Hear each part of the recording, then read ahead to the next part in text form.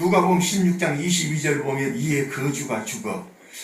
여러분, 우리가 인생을 살 때 거지 아닌 왕같이 살면 얼마나 좋겠어요. 그러나 왕같이 살았지만은 구원받지 못한다면, 천국 가지 못한다면 그보다 어리석은 삶이 없습니다. 여러분, 우리는 잘 먹고 잘 사는 운동을 벌리는 사람이 아니라 어찌하든지 간에 예수 잘 믿고 천국 가고자 하는 사람이에요. 이 사람이 거지였지만은 죽어 천사들에게 받들려 아브라함의 품에 들어가고 지금 낙원이라는 것이죠. 여러분, 예수 잘 믿으십시오.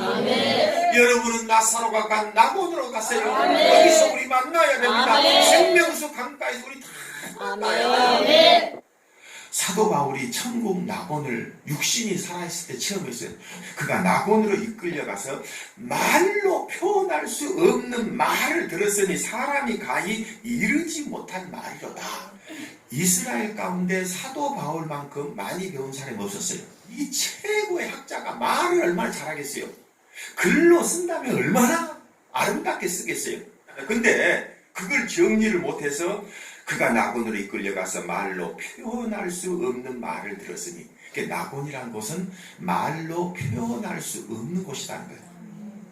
천국의 특징을 보니까 오늘 성경 말씀 보게 되니까 또 그가 수정같이 맑은 생명수의 강을 내게 보이니 이 세상과는 전혀 다른 제약이 없는 오염된 것이 전혀 없는 생명수 강, 하나님과 및 어린 양의 보호자로부터 나와서, 생명수는 하나님의 보호자에서 나오는데 여기 어린 양이라 말하는 것이 무슨 의미냐면 세상 죄짐을 지기 위해서 어린 양 대신 예수님 십자가에서 피를 흘려주셨잖아요.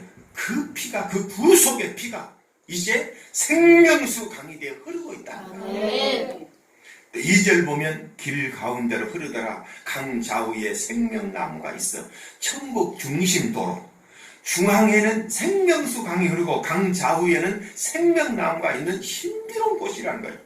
12가지 열매를 맺되 달마다 그 열매를 맺고 그 나무 잎사귀들은 만국을 치료하기 위하여 있더라. 만국의 모든 저주, 이런 고통 저런 고통, 이제 이것들이 다 치료돼 버리기 때문에 질병도 없고 죽음의 고통도 없고 그런 것이나 3절 다시 저주가 없으며 하나님과 그 어린 양의 보좌가 그 가운데에 있으리니 그의 종들이 그를 섬기며. 여기 다시 저주가 없는 영생복락의 나라라는 거예요.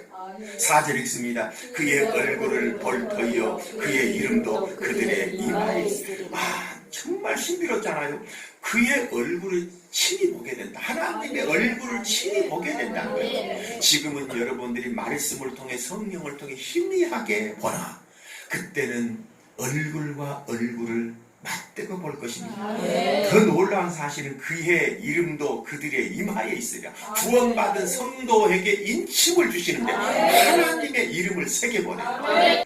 다시 밤이 없겠고 등불과 햇빛이 쓸데없으니 이는 주 하나님이 그들에게 비치심이라. 그들이 세세토록 왕노릇하리로다. 여러분, 천국에서 왕노릇하는 거, 천국에서 뭘 다스린다고 왕노릇한다 말할까? 심판받은 자들, 지옥불에 떨어진 귀신들에 대해서.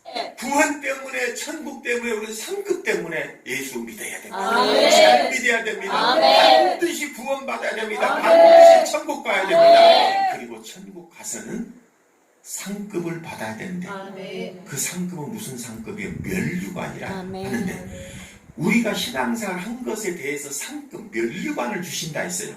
그러니까 구원받은 성도는 면류관을 쓸 수 있는, 상급을 받을 수 있는 충성된 신앙생활 한다는 걸 알 수 있어요.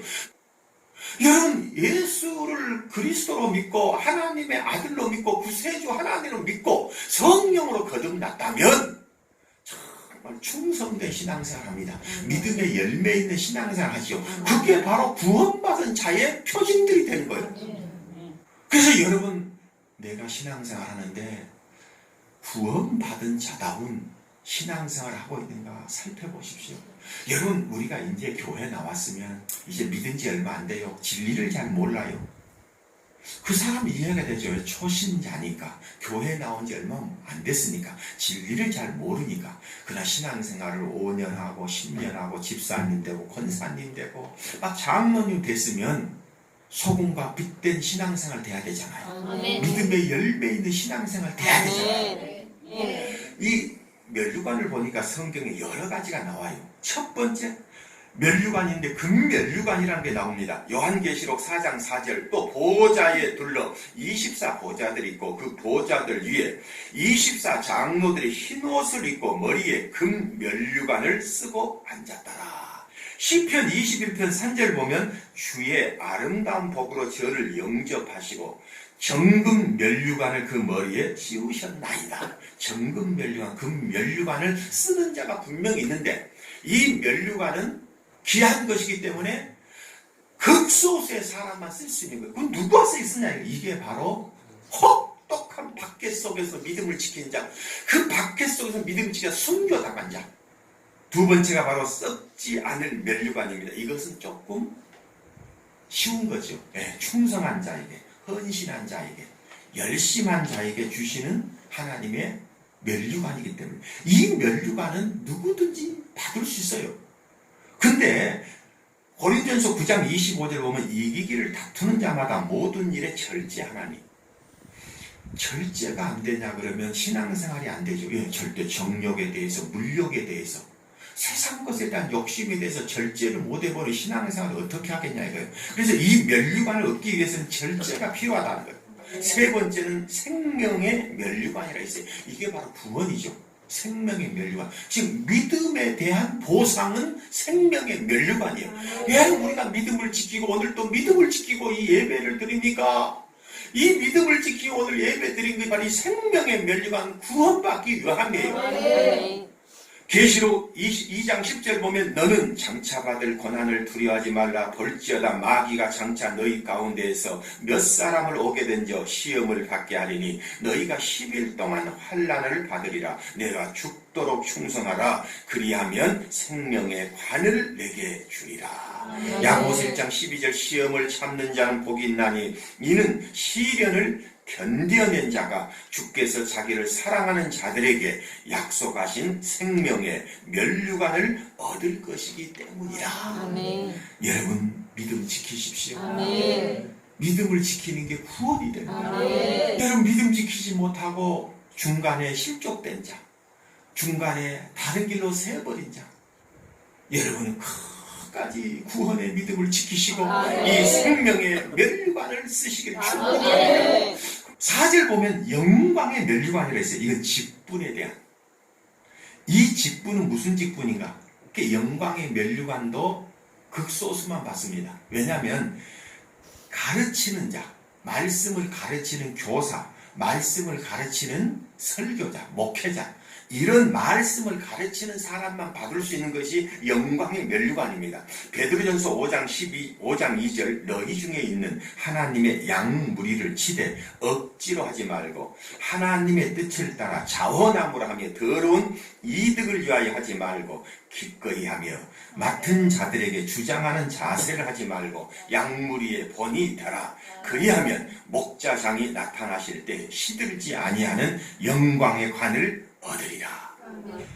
그러니까 교회에서 교사 직분, 말씀을 가르치는 이 직분이 얼마나 영광스럽습니까? 그거 잘하면 영광의 면류관을 준다는 거예요. 근데 조건이 있잖아요. 조건이. 양무리의 본이 되도록. 의의 면류관을 말씀합니다. 이건 사명에 대한 내게 주신 사명, 전도의 사명, 전도의 사명, 선교사의 사명, 선교사 사명, 자기가 받은 사명에 대한 거예요. 디모데후서 4장 7절 보면 나는 선한 싸움을 싸우고 나의 달려갈 길을 마치고 믿음을 지켰으니 이제 후로는 나를 위하여 의의 면류관이 예비되었으므로 직분 감당하세요. 사명 감당하세요. 예수 믿었으면 정말 온전한 믿음의 성도 되셔야 돼요. 신앙생활을 잘하려 그러면 이 면류관을 신앙생활을 하려면 세 가지 축복을 여러분 부르짖으셔야 돼. 그 첫 번째 축복이 뭐냐? 믿음에 가정된 축복을 주세요. 여러분 행복하려고 결혼생활 했는데 결혼생활 내내 불행한 그런 사람도 있는 거예요. 그래서 여러분 복을 구하세요. 믿음의 가정된 축복을 주세요. 두 번째는 믿음의 환경의 축복이에요. 주일날도 회사 가야 되고 주일날도 사업 때문에 이 믿음의 환경이 안 되면요 신앙생활 못 하잖아요. 믿음의 환경이랑 굉장히 중요해요. 재정이 없으면요 돈 때문에 신앙생활도 제대로 못 하고 재정이라든지 뭐 직장의 사활 믿음의 환경이 다 돼 있으면 뭐 주일 성수하고 교회에 신앙생활 하는데 뭐 전도하고 하나님께 봉사하는데 아무 지장이 없는 거예요. 아멘. 세 번째는 믿음의 열매의 축복이에요. 아멘. 여러분 우리가 신앙생활에서 열매가 있어야 되잖아요. 기도의 열매, 전도의 열매, 봉사의 열매, 다 열매들이 주렁주렁 맺어져서 누가 보더라도 야 저분은 어쩜 저렇게 전도도 잘하시고 저렇게 얼굴도 은혜의 꽃으로 저렇게 달덩이 같고 이 축복이 있어서 그래요. 믿음의 환경의 축복, 믿음의 열매의 축복, 믿음의 가정의 축복을 받으십시오. 근데 면류관 중에 중요한 면류관이 있습니다. 읽어봅니다. 같이. 자랑의 면류관, 천국은 십자가 은혜로 가는 곳이기에 자기 자랑이 있을 수 없다. 그러나 유일하게 자기 자랑을 할 수 있는 것이 있다. 그것은 영혼들을 전도하여 구원에 이르게 한 수고에 대한 상급이다.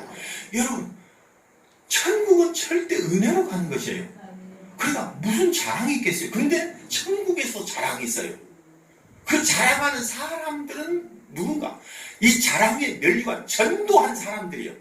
같이 읽어보겠습니다. 우리의 소망이나 기쁨이나 자랑의 면류관이 무엇이냐? 그가 강림하실 때 우리 주 예수 앞에서 너희가 아니냐? 너희는 우리의 영광이요 기쁨이니라. 사도 바울이 데살로니가 교회를 향해서 한 이야기예요. 하나님 앞에 섰을 때 내가 자랑의 면류관이 있을 테니 그 자랑의 면류관이 뭐냐? 바로 너희다. 전도된 너희다. 너희가 바로 나의 자랑의 면류관이 된다. 나의 기쁨이고 영광이다. 여러분들 이런 전도자가 있길 축복합니다. 저는 마음속에 있는 이름이 하나 있어요. 최삼래라는 87세 때 돌아가셨어요. 86세 때 저를 통해 다시 전도가 됐어요. 왜 이 사람을 제가 마음속에 뚜렷하게 그 이름을 두고 있는가?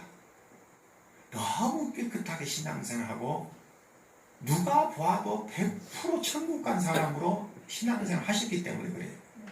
그리고 내가 전도했기 때문에 그분이 나에게 뭐요? 자랑의 면류관이 되잖아요. 같이 읽습니다. 믿음을 잃지 않도록 깨어 기도하며 성령 충만으로 복음 전도해야 한다. 구원의 감사 속의 기쁨으로 믿음의 수고와 헌신을 계속해야 한다. 이것이 구원이 되고 천국이 되고 면류관 상급이 되기 때문이다. 아멘. 성령 충만하십시오. 성령 충만하십시오. 그것이 나의 구원을 지키는 것이고 그것이 영혼들을 살리는 복음 전도의 능력이 되기 때문에 그래요. 헌신 기회 있으면 하십시오. 하나님은 기도로 헌신하는 게 너무 기뻐요. 감사로 헌신하. 여러분 감사하시고 여러분 힘어보세요. 하나님 어떻게 거두게 하시는가? 같이 읽습니다. 내가 속히 어리니 내가 가진 것을 굳게 잡아 아무도 내 면류관을 빼앗지 못하게 하라. 자, 면류관을 빼앗는 마귀 귀신들이 있다는 거예요. 여러분 신앙생활 여러분 마음대로 된다면 얼마나 좋겠어요. 우리 하고 싶은 대로 신앙생활 딱 된다면 얼마나 좋겠어요. 안 돼요. 그렇게 왜? 면류관을 쓰지 못하도록 그걸 빼앗는 그 악한 마귀 귀신들이 있다는 거예요. 그래서 여러분 면류관을 지키십시오. 면류관을 지키십시오. 계속해서 있습니다. 면류관 쓰고 천국 생명수 강가에서 온 가족이 만나야 한다. 천국 생명수 강가에서 우리 다시 만나야 한다. 반드시 다시 만나야 한다. 여러분 천국 생명수 강가에서 여러분 온 가족이 그 자리에 설 수 있기를 그 자리에서 만나기를 축복.